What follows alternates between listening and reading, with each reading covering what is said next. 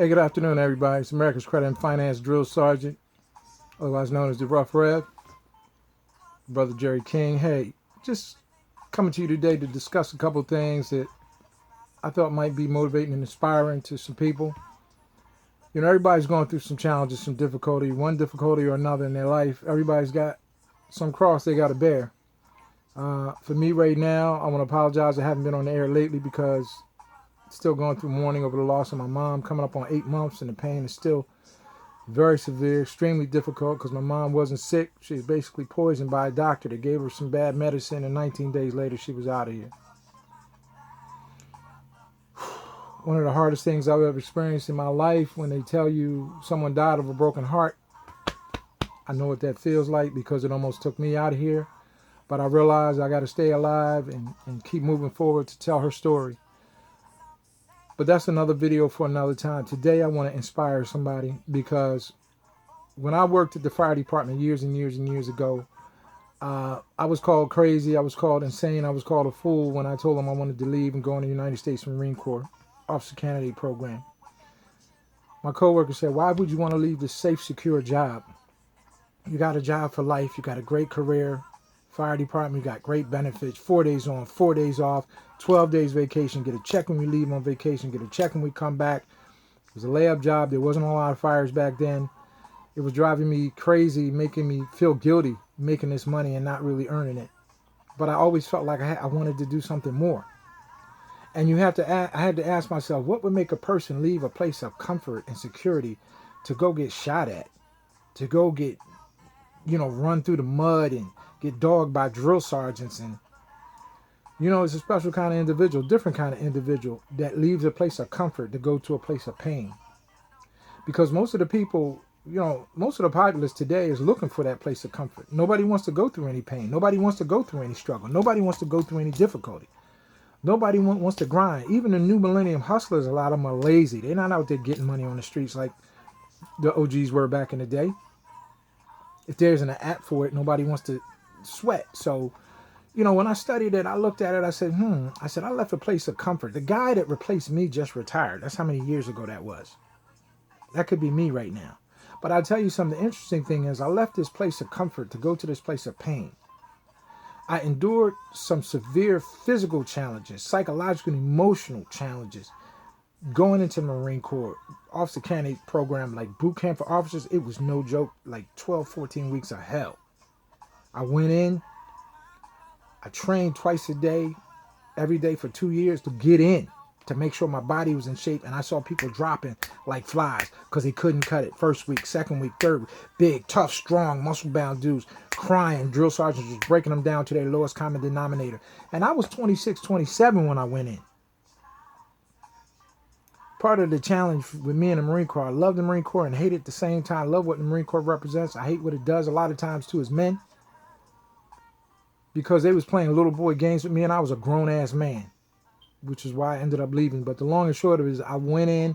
When I went in, there were people that said, "Oh, he'll never make it. He don't have what it takes." But you should never underestimate the size. You can underestimate the size of the dog in the fight, but you should never underestimate the size of the fight in the dog. So at the end of the day, you have a situation where these people underestimated me because they only saw one dimension of me. But I pushed myself to get through this level of pain, and I survived this hell. And even though I ended up getting out of the Marine Corps, I scored very high on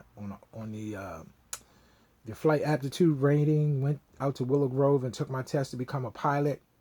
They tried to railroad me into motor transport, the motor pool.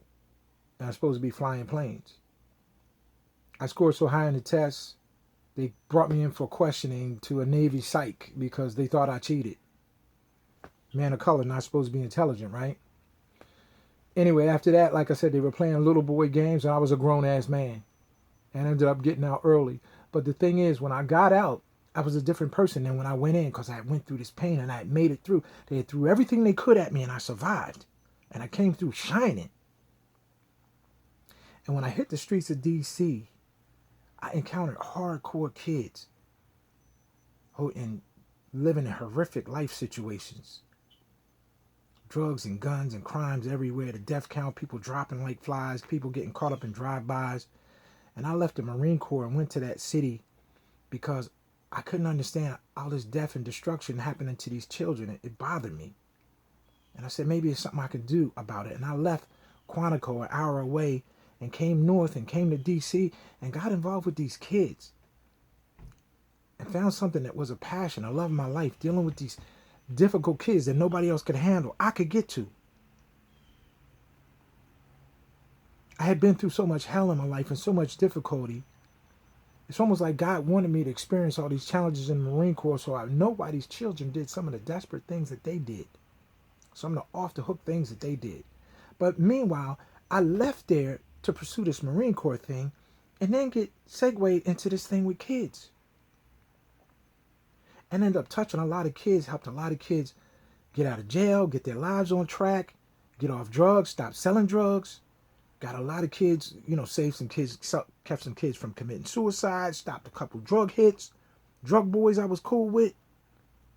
One of them, my man, to this day, he's not in the drug game anyway, but to this day, almost 40 years old, and that's my dude from back in the day because he remembers I stood in the gap for him. But now, meanwhile, I just went into this Marine Corps to challenge myself. I get segued into working with kids. Then I started coaching at the Police Boys and Girls Club, dealing with these young girls who didn't have fathers. I was able to be a mentor to these kids. One mentor a year in D.C. that year. At my church. Who was the one who most impacted the lives of these children this year? Help these young girls see something besides somebody trying to get in their panties. See a man who was a wholesome, healthy man, teaching them about life, teaching them about, not just about basketball, but about life, about academics, about school, about boys. But this all started because I was pursuing this Marine Corps thing, challenging myself. I wanted to challenge myself. And out of that challenge, I was able to bless all these other people. Bless these kids. Then I started this company called Crown Financial. I was able to help people rebuild their credit, start businesses, help them get their finances together, buy houses, buy companies, start real estate companies, construction companies. All of this started from me pursuing this thing of wanting to challenge myself, to push myself, not to sit in this place of comfort. Then I became a youth minister and I helped all these kids in D.C. did gospel rap, gospel hip hop on the streets, dealing with the hoods. I ain't never seen no minister like you, man. You wear Timberland boots and the church dogged me because I didn't fit the minister prototype. But I was able to impact the lives of these kids. I took the test for the Secret Service. Scored the highest score in the history of the test on the Secret Service exam. Brought me in for the third interview. They didn't even know how to interview me because they was feeling so uncomfortable. Kept saying, you scored so high in the test, as if to say, for a nigga. Here again, man of color not supposed to be intelligent. I ended up being hired, but ended up not taking the job because I love working with these kids so much. I stayed with the kids. I pushed the limits and the boundaries of my own capabilities. Something I started doing as a kid, because I was a slow learner kid with a speech impediment, couldn't talk properly. The overweight kid with the little jelly belly everybody made fun of. I don't see none of that anymore, do you? Because I worked at it. My whole life I've been pushing these limits. But as a result of pushing my own limits, it's ended up blessing all these other people. So I'm saying this to say to you, when you seek that safe, secure place of comfort and peace, and you want to be in that warm, safe place, nothing wrong with that. But there's a time when you want to chase your dreams that you got to go outside of that. You got to go into the cold. You got to go into the dark places. You got to go into those places nobody wants to go. The majority of people don't want to go. But when you make it through there, you will find a new dimension of yourself that you didn't even know existed. And you will be able to touch so many people's lives because you'll be a shining example. If you made it, hey, maybe this kid can make it. Maybe this little single mom can make it. Maybe this slow learner kid who was told he's stupid. He got ADD and conduct disorder, learning this. He has all these labels. He's been told he's stupid. Just like I was told I was slow. But I wanted to be an example to these kids. Hey, if I made it, you can make it.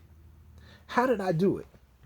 One of the things I used to do when I was training, I used to run 3 miles a day, do 100 push-ups, 100 sit-ups, do about 20 or 25 pull-ups, and I would swim like 10, 15 laps in the pool, whenever the pool was open when it was warm, just to get ready to get my body in shape. And one of the things I used to do when I was training, I would see in my mind me standing on that stage with that brigadier general, saluting him, and him saying, "Congratulations, sir. Congratulations, son. Welcome to the Marine Corps." I would see this in my mind when I was going through the pain and I'm running. The heat of the day, people say, "I saw you out running the other day, man. It was 92 degrees. Are you out of your mind?" Yeah, I was out of my mind. I was in another place. I was in a zone. See, understand something. When you're pursuing your goals and your dreams, you got to do some shit other people aren't willing to do. You got to push yourself and push yourself, even through pain and difficulty and challenges and all the shit that life will throw at you. And when I was out there doing my road work, I would see it in my mind. See my uniform with my medals. I'm standing there with my sword, dress blues, Marine Corps. I saw it in my mind. I played this tape in my mind so much. The imagination made this shit real. And when I stood on that podium that day, I stood on that stage that day, and I saluted that brigadier general. He said, "Welcome to the Corps, son." And I popped the salute, and I left face, and I came down off the stage. My mom was there. She pinned my first set of lieutenant's bars on my shoulder. I was standing there in a daze like, oh, shit. I was like, what just happened? It, like, what I imagined became real. See, you got to be careful about how you let your imagination run wild on stupid shit. Because that shit will take hold of you and grab you, and that shit will manifest in your life. So you got to take your mind back, your character back, your thoughts. Even the Bible says, guard your thoughts and guard your heart. You shouldn't have these devices have all type of junk going in and out of your ear and in and out of your eyes. Your children either violent game. Like, you got to be careful because that shit will become real. The virtual reality is so lifelike that the training now, they can't tell the difference between the real and the virtual. Pilots now, before they even go back in the cockpit, they make them go in the simulators because the simulators are so real. They say, hey, if he's going to crash, let him crash in the simulator, save us $20 million rather than him crashing a plane. But the long and short of it is, I would see myself at the end when I was still at the beginning. I would see myself in this vision of what, even when I left the fire department, layup job, 20-something years ago, brand new Maxima, brand new condominium, laid out, had my business on the side. I'm making money from the fire department, making money from my business. But I wanted something more. Have you ever had that feeling? And people tell you, oh, you crazy, you need to just be happy. No, pursue that. Because as a result, I blessed all these kids. I helped these people start businesses. I fixed all these people credit. I got them back on the right road financially. I helped them consolidate their debt. I got them out of bankruptcy. I saved the house from foreclosure. All because I wanted to push myself. It spilled out on all these other people and bless these other people. Bless these kids. So I say to you, you want to know how I made it through the pain. Even how I'm making it through the pain now of the loss of my mother, of a doctor poisoning my mother after he was instructed no medication. I could have killed that guy 10 times by now, but he's fortunate. Francis King raised a gentleman. How am I making it through the pain? I'm going out to the end of what I'm trying to achieve, and I see myself there.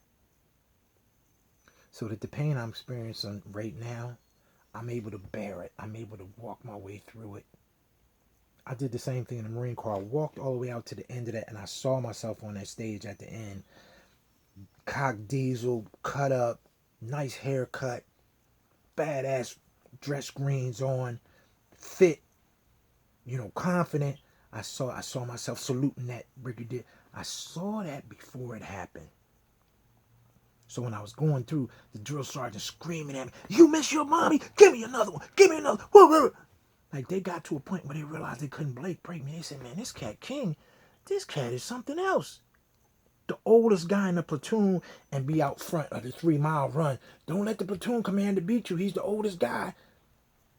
Guys in the rear be trying to catch up to me because I was like a machine, because I created this in my mind and I let it overtake my mind, so the imagination became real.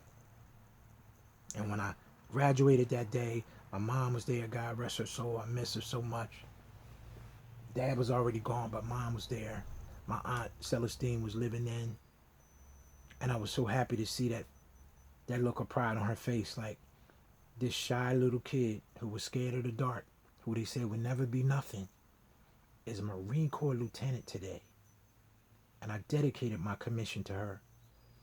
They gave me a commission signed by the Secretary of the Navy on one side at the bottom and the President of the United States at the other side at the bottom, saying, "This document proclaims we have special trust and confidence in this man." That was big for a small town kid. But it started just because I wanted to challenge myself. So I say to you, number one, when you're pursuing whatever it is you're pursuing, you can never quit. How do you win? Never quit. Forget reading all these success books. Decide. Fucking work your ass off. And never quit. Work your ass off and never quit. And then see the end at the beginning. Ooh, that's some deep shit right there. See the end. Come back. See the end at the beginning. And then you're walking through the pain. You're getting beat up. You're getting bludgeoned. You're getting hit. You say, "I'm all right, because I see where I'm going. I know I'm going to get there. I'm already there in my mind." So my body will. It's something about when you set something in your mind, your body then begins to animate that shit and walk in that direction. You don't even have no control. Hey, it's the same thing they say in drug addiction. When I was a drug counselor, the ancestor of every action is a thought. And when you think about drugs, and you pretty soon your body's out there, you going to get the drugs. Because the seeds been planted in your mind. Well, I'm saying plant some good seeds. And then see yourself at the end. So when the pain's hitting you and life is beating you and stuff hitting you back, and you like, you're like, this nigga crazy. Yeah, you got to be out of your own mind sometimes. And when I say out of your mind, you got to be in the God zone, where you're oblivious to pain, time, situations, difficult. You're oblivious to it because you're in a whole nother zone. And what'll be the outgrowth of that is because you left a place of comfort to maximize yourself and make yourself a better person and push the limits of your life, you end up blessing all these other people. I have more family and more tighter relationships from people in D.C. from when I was in D.C. than I do right here in Jersey, where I grew up. Because I was that guy they wanted to see coming, because it was a blessing. It was something good coming. When I was coming through, it was something good coming. They knew that. So I say to you, don't be afraid to push the limits. Don't be afraid to do things that people say can't be done. Just try it. You know, I mean, that's how I bought so many houses, so many cars, so many things I did. I would just be the one bold, crazy dude who would just show up. Some people would eliminate themselves from the running because in their mind they say, "Oh no, I'm not smart enough, or I don't have enough money, or I'm not politically connected. I'm black. I'm too short. I'm too." They would eliminate themselves. Me, I would just show up. And they look around and say, "Hey, nobody else is here, so you're the chosen one, buddy." And it's interesting how showing up is like about 80% of the battle. Just showing up. Just show up. Just show up. And never give up. When things go wrong, as they sometimes will, when the road you're trudging is all uphill, when the funds are low and the debts are high and you want to smile, but you have to sigh. When life is pressing you down a bit, rest if you must, but don't you quit. Life is queer with its twists and turns, as many of us sometimes learn, and many a fellow turns about when he might have won had he stuck it out. I'm telling you, you in a fight of your life, and you tired, and you feel like this cat's getting the best of you. You might succeed with the next blow. You might swing at this dude and miss, and the velocity of the wind that hits him might knock his ass on the ground. And you think he got you, and all he needs is one little puff of wind and he's out the game. But the key thing is you got to keep swinging. So that's really all I have to say. I want to thank y'all for tolerating me. I've been invisible somewhat.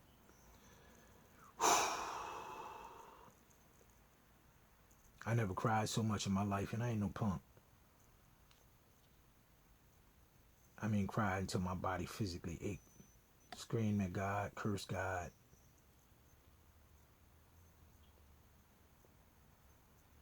But like I told you, I see the end.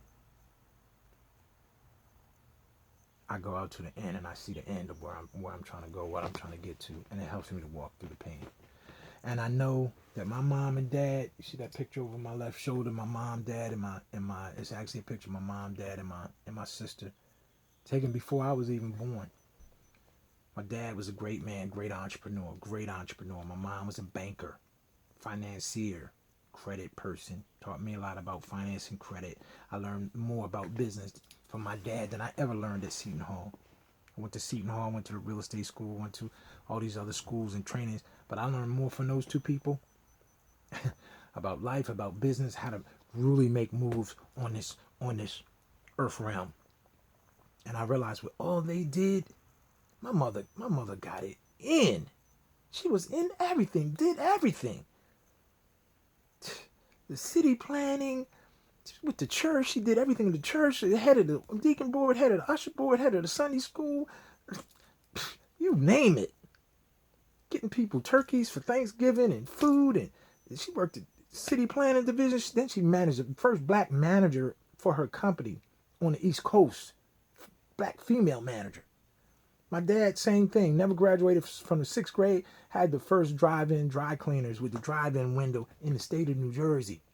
A lot of Asian cleaners have now. His concept that I wanted to franchise. Now they all doing it. My dad never graduated from 6th grade. Visionary. I couldn't have ordered two better parents. So the rest of my life is going to be dedicated to tearing this shit down.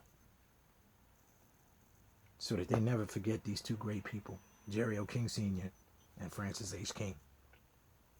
So I thank you for listening. I hope something I've said to you has been motivating and inspiring. I know it's a little rough. Something I haven't done in a while. I'm trying to get back in the groove. Bear with me. My heart. I've been hit. I've been hit hard. I've been hit by a lot of shit. And I've been through a lot of shit. But this one almost took me out of here. Because my mom wasn't sick. Doctor poisoned her. She had to go to a program. Never wasn't in the hospital, nothing, didn't have a walker, no cane, none of that. She had to go to a program to have a doctor in a program, a day program. Wasn't even her primary care physician. A day program doctor gives her some medicine. I own that motherfucker. I might own the hospital too. Anyway, yeah, so it's been difficult for me, but I realized that I got shit to do. When I look at all that my mother did, all that my father did, I'm like, I'm behind schedule. I ain't got no time to play around. That was one of the reasons why I left the Marine Corps, when they wouldn't give me the pilot slot that I earned. They gave to some white boy who was politically connected, who never took the test. And I said, y'all playing these fucking little boy games, and I'm a grown-ass man. They had attitude with me when I left, because I wouldn't bow down. I'm like, look, right is right. Y'all know I earned the shit. I can't have it. Deuces. They didn't want to let me out. Love the Marine Corps. Hate what it did. at the end of the day, because I was trying to pursue my dreams and maximize myself, you can't take back the fact that I made it through that fucking training. And I came through that shit lovely. I came through it big time. And I got a picture right over there of my mom, myself, and my aunt. But anyway, God bless you guys. I want you to be encouraged. I want you to remember that whatever you're going through is temporary. Pain is only relevant to time and place. It will subside. But in the process, one of the ways you can get through it, work your ass off. Set some goals and some visions and some dreams for yourself. And then put together a plan to step by step bring that shit to life. Plant the seeds in your mind, and then it begins to animate your body and make your body move in the direction of whatever it is that you see. Get the bullshit. Turn off the bullshit, the nonsense, all of the garbage that you program in your mental computer with. Turn that shit off.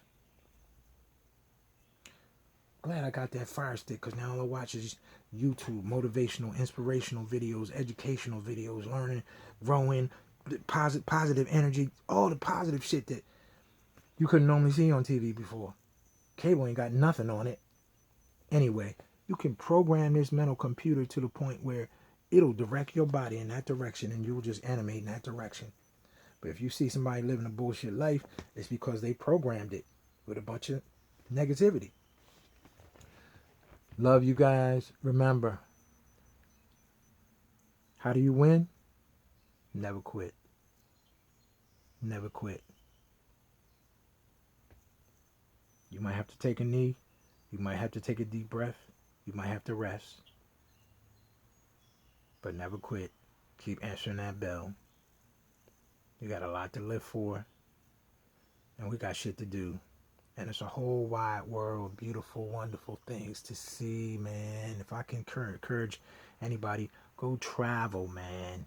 See what else is out there. Get out of your little 12 block radius of your where you grew up. Get away from that shit and see the real world. See all the beautiful beaches and the beautiful foods and the cost of living. Where the cost of living is cheap. These other countries where you buy the house and there's no taxes because you actually really own the land. In the United States, you don't pay your water bill. They'll lien your shit and take your house over a water bill, which tells me you never really own property here. Anyway, God bless you. May heaven smile upon you. Hope something I've said has been positive impact for you, motivating, inspiring. Here again, my company name is Superstar Financial. I'm America's Credit and Finance Drill Sergeant, author of the Credit Crisis Survival Kit. The Credit Crisis Survival Kit 2.0 is on its way, and also it's another book that's coming. I'm not going to mention the title because it's crazy hot. It's going to set the educational sector on its ear, because I'm about to tell these kids the truth about what's going on with this college debt. Yo, in any case, stay tuned. Please subscribe and go to my website. Check it out. A lot of free information, free credit repair information, money management stuff. Some videos on there about a young man that I helped start a business. Another video, a couple other videos about people that I fixed their credit and turned their lives around. Hey, I'm that dude. I'm that dude for real. Maybe you haven't heard about me, but the shit's about to change. It's about to go down. So I apologize for the ghetto fabulosity of rubbing my eye on camera, but hey, it's what it is. America's Credit and Finance Drill Sergeant signing out. Peace. Love you guys.